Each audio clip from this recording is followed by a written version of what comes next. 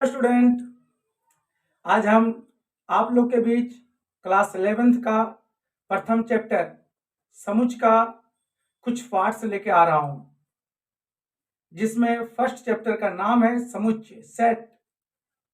ठीक है, तो चलो आज सबसे पहले इसका परिभाषा जान लेते हैं कि आखिर समुच्च होता क्या है।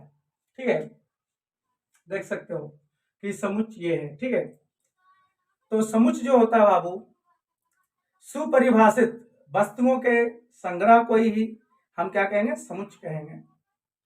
ठीक है, A collection of well-defined objects are called set, right? तो चाहो तो लिख भी सकते हो यहां से डेफिनेशन। ठीक है, सुपरिभाषित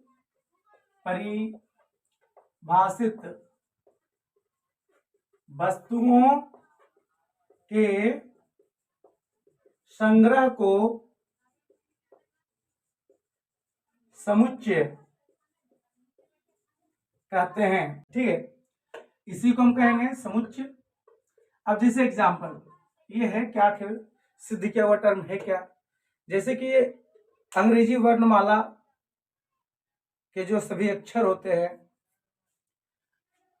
वो आपका बिल्कुल सिद्ध किया हुआ है। आज तक आप लोग पढ़े होंगे 26 वही होता है।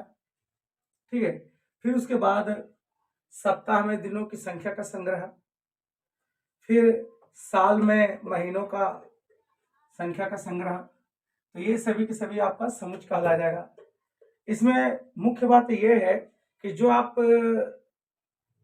बिल्कुल राइट जानते हो, जो इस दुनिया में बिल्कुल सत्य बातें हैं, वो सभी के सभी समुच्चय में आएगा। ठीक है, आप लोग जानते हो कि 1 kg बराबर 1000 ग्राम होता है, तो ये सभी भी समुच्चय में है। क्लियर? अब समुच्चय का कुछ और जो है नोट्स होता है। सबसे पहला नोट्स ये होता है कि समुच्चय को हमेशा अंग्रेजी वर्णमाला के बड़े अक्षरों द्वारा सूचित किया जाता है। सूचित किया जाता है। समुच्चय को हमेशा अंग्रेजी वर्णमाला के बड़े अक्षरों से डिनोट हम करेंगे। एग्जाम्पल के तौर पर A, B, C up to Z तक। ठीक है, अब दूसरा नोट्स ये होता है कि समुच्चय को हमेशा मंझोल कोष्टक मतलब ये कोष्टक, ठीक है, में लिखा जाता है। ठीक है, अगला रहेगा कि इस मंझोल कोष्टक में, ठीक है, इस कोष्टक में जो भी संख्याएं या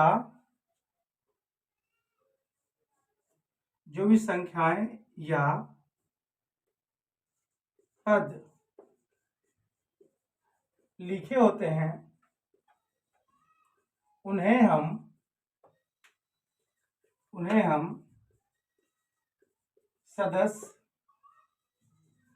अवयव या तत्व कहते हैं। सही है। अब इसके आगे आप बढ़िएगा कि मंझोल कोष्टक में जो संख्याएं या पद को लिखेंगे उन्हें हम कॉमा देकर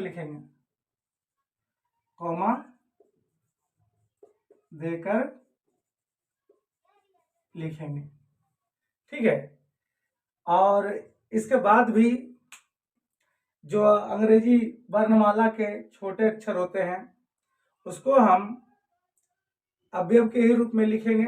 एलिमेंट्स भी बोल सकते हैं उसको, ठीक है। तो अभी तक हमने ये देखा समुच्चय का परिभाषा, सुपरिभाषित वस्तुओं के संग्रह को ही हम क्या कहेंगे, समुच्चय कहेंगे।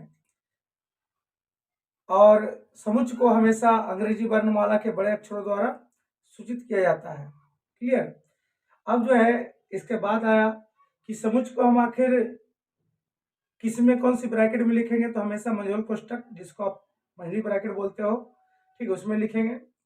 उसका अगला पॉइंट था कि मंझोल कोष्टक अर्थात मंझली ब्रैकेट में जो भी संख्याएं अथवा जो भी पद लिखेंगे उसको हम अव्यय बोल दें, समुच्चय का सदस्य बोल दें, या उसका तत्व बोल दें, ठीक है। अब जो है इसके बाद जो है मंझोल कोष्टक में जो भी संख्याएं या जो भी पद आप लिखोगे उसको कॉमा दे देकर लिखोगे, उसको हिंदी में अर्धविराम बोलते हैं, राइट। तो अब जो है हम कुछ और टर्म आगे देखेंगे। अब इसके बाद आगे आ रहे हैं, थोड़ा सा आप कुछ टर्म लेकर के, तो जल्दी से ये क्लीन करने के बाद जस्ट हम आएंगे।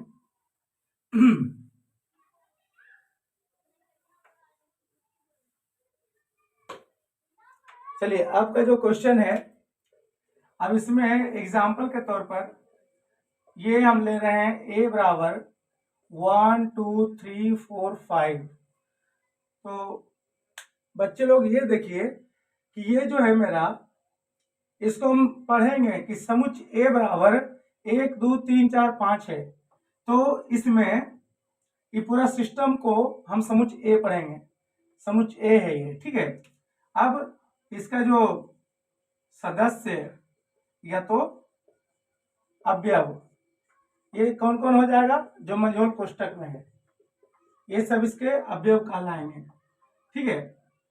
अब इसके बाद हम कुछ सिंबल के बारे में जानकारी लेंगे, जैसे कि पहला है प्राकृत संख्या, जिसको कि आप नेचुरल नंबर बोलते हो, इसको कैपिटल N से डिनोट करोगे।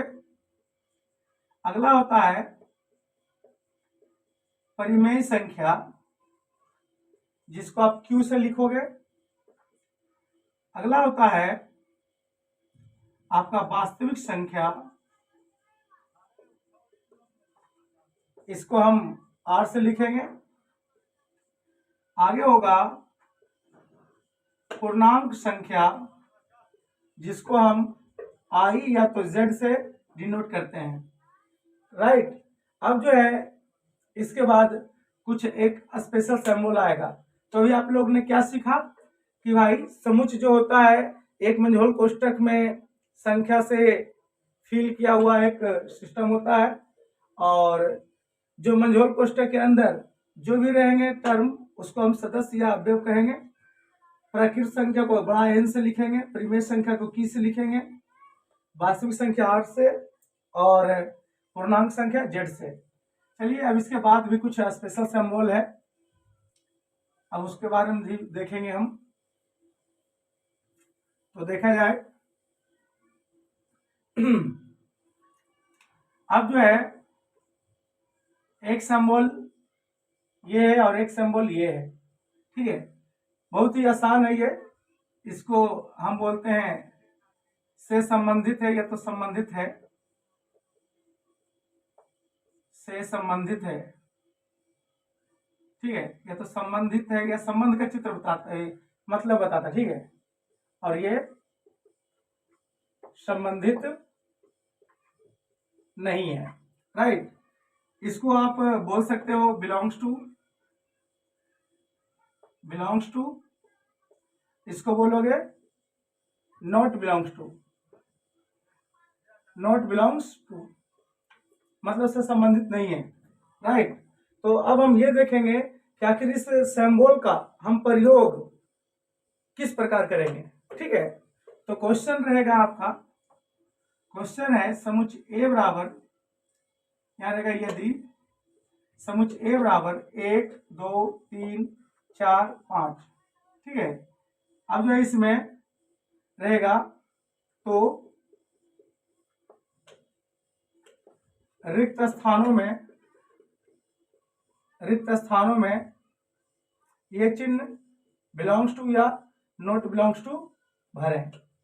ठीक है, तो पहला रहेगा ए खाली स्थान 2, दूसरा रहेगा ए खाली स्थान 5, तीसरा रहेगा ए खाली स्थान 0, चौथा रहेगा ए खाली स्थान 7, पांचवा रहेगा ए खाली स्थान 2, ये सॉरी 2 पहले से लिखा हुआ 3। अब ये बताओ क्या दो का संबंध ए से है? तो बिल्कुल दो देखिए ए में है कि नहीं, समुच्चय ए में है, इसको हम लिखेंगे बिलोंग्स टू। 5 भी है, 5 भी बिलोंग कर रहा है तो बिलोंग्स टू। 0 इसमें नहीं दिख रहा है, नॉट बिलोंग्स टू। 7 भी नहीं दिख रहा है, नॉट बिलोंग्स टू। 3 है, बिलोंग्स टू। राइट, तो यहां तक आप लोग को बिल्कुल समझ में आ गया होगा कि बिलोंग्स टू मैं कहाँ यूज करूंगा, नॉट बिलोंग्स टू कहाँ यूज करूंगा। ठीक है, वेरी गुड। हम देखेंगे समुच्चय के प्रकार। तो आखिर समुच्चय के कितने प्रकार हैं? तो समुच्चय के मुख्यतः 2 प्रकार होते हैं। ठीक है, पहला आपका हो जाएगा रोस्टर रूप, दूसरा हो जाएगा सेट बिल्डर फॉर्म, जिसको बोलते हैं समुच्चय निर्माण रूप। ठीक है, तो समुच्चय के 2 प्रकार होते हैं। पहला रोस्टर रूप और दूसरा आपका हो जाएगा समुच्चय निर्माण रूप।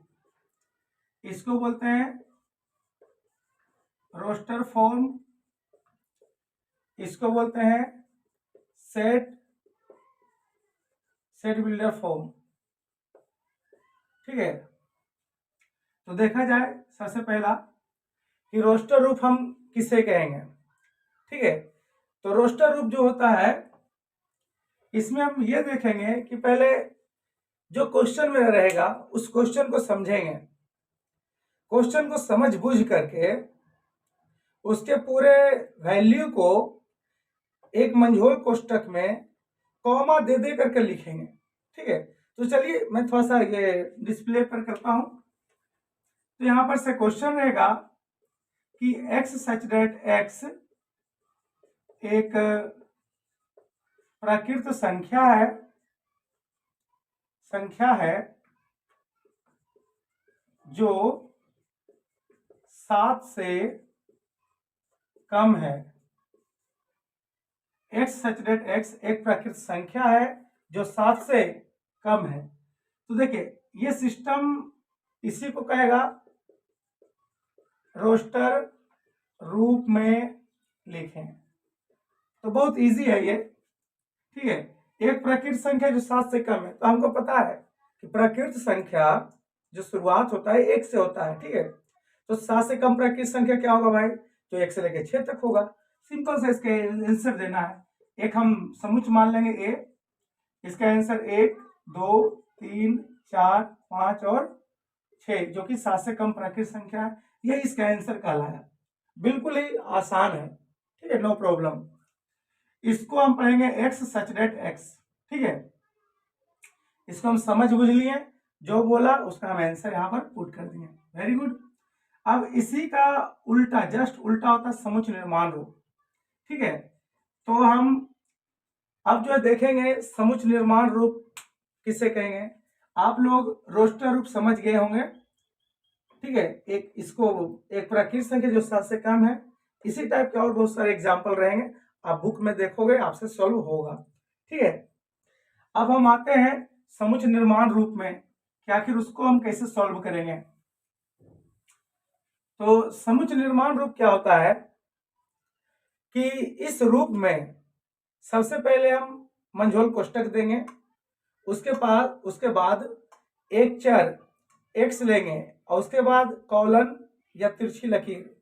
कॉलन ये होता है कॉलन या तो तिरछी लकीर, तिरछी